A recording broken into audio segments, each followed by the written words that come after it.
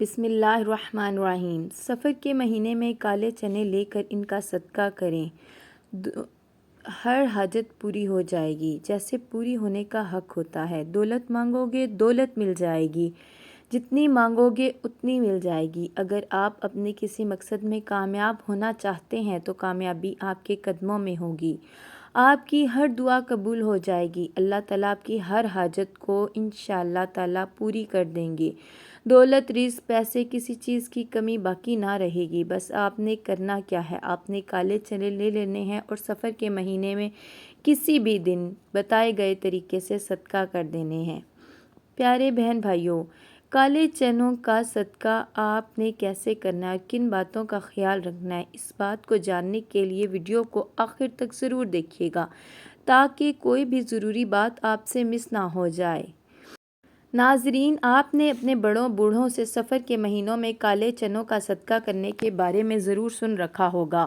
پہلے تو سفر کے مہینے میں کالے چنوں کا صدقہ بہت زیادہ کیا جاتا تھا، لیکن آج بھی جو لوگ دین کا شعور رکھتے ہیں، دین کو سمجھتے ہیں، وہ صرف سفر کے مہینے میں کالے چنوں کا صدقہ دینا کبھی نہیں بھولتے۔ ماہ سفر کے علاوہ باقی جتنے بھی اسلامی مہینے ہیں، ان میں سفید چیزوں کا صدقہ دینا سب سے زیادہ افضل رہتا ہے، لیکن سفر کے مہینے میں سفید نہیں بلکہ کالی چیزوں کا صدقہ دینا زیادہ افضل مانا جاتا ہے، کیونکہ سفر کا مہینہ باقی 11 مہینوں کی نسبت بالکل جدا ہے۔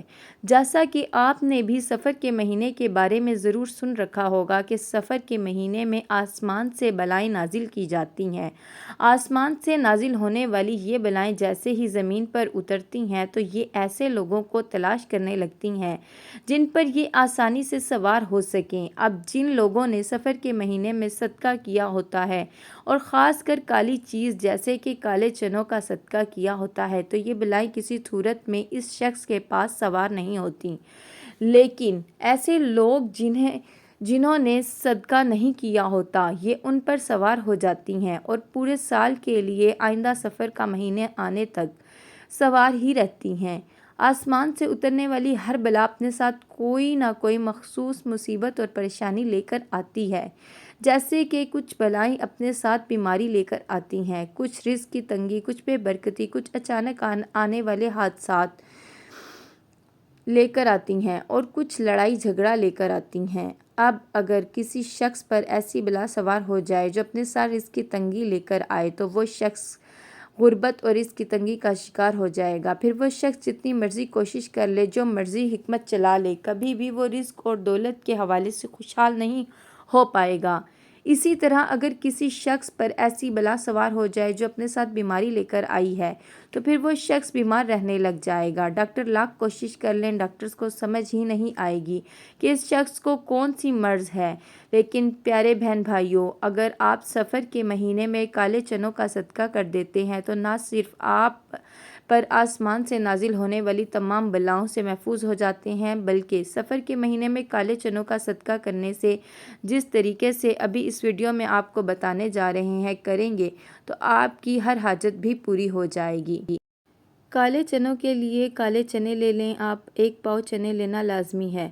چنوں کو لانے کے بعد آپ نے کالے چنوں کو پاس رکھ لینا ہے۔ اپنے پاس رکھ لینے کے بعد آپ نے 3 بار سورۃ کوثر پڑھ لیجئے، یہ سب سے طاقتور ترین سورت ہے، تو آپ نے 3 بار سورۃ کوثر پڑھ لینی ہے۔ جب پڑھ لیں اس کے بعد آپ نے 3 بار ہی سورۃ ناس پڑھنی ہے، اس کے بعد آپ نے سورۃ فلق پڑھ لینی ہے، لیکن آپ نے یہ تمام صورتیں ترتیب کے ساتھ پڑھنی ہے۔ سب سے پہلے سورۃ کوثر، پھر اس کے بعد سورۃ فلق اور پھر اس کے بعد سورۃ ناس پڑھیں گے۔ 3 بار یہ صورتیں پڑھ لینی ہیں۔ سورۃ کوثر کے بارے میں آپ جانتے ہی ہوں گے کہ یہ سب سے چھوٹی سورت ہے اور یہ بہت زیادہ طاقتور سورت ہے۔ اللہ تعالیٰ کی جانب سے نبی کریم صلی اللہ علیہ وسلم کو یہ تحفہ کے طور پر ملی ہے۔ اللہ تعالیٰ نے سورۃ کوثر میں نبی کریم صلی اللہ علیہ وسلم کو یہ دلاسا دیا تھا کہ جو لوگ آپ کو ابتر کہہ رہے ہیں نعوذ باللہ، وہ اصل میں خود ابتر ہیں اور آپ کا نام رہتی دنیا تک باقی رہے گا۔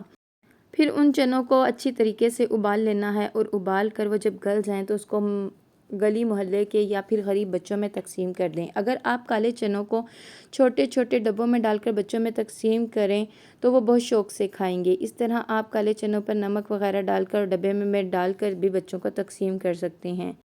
مزید اسلام میں یہ کالی ہی چیزوں کا صدقہ دینا صرف ضروری نہیں ہے، آپ کے پاس جو بھی چیز ہے آپ اس کو صدقہ کر سکتے ہیں، چاہے آپ وہ کسی غریب کو روٹی کھلا دیں یا پھر آپ اپنے سے کھجور کا کوئی چھلکا تک ہی ہے، اگر آپ اس کو صدقہ کریں تو وہ اللہ تعالیٰ کی بارگاہ میں قبول ہوگا۔ اگر آپ کو ویڈیو اچھی لگی ہو تو لائک کر دیں اور چینل کو سبسکرائب کر دیں۔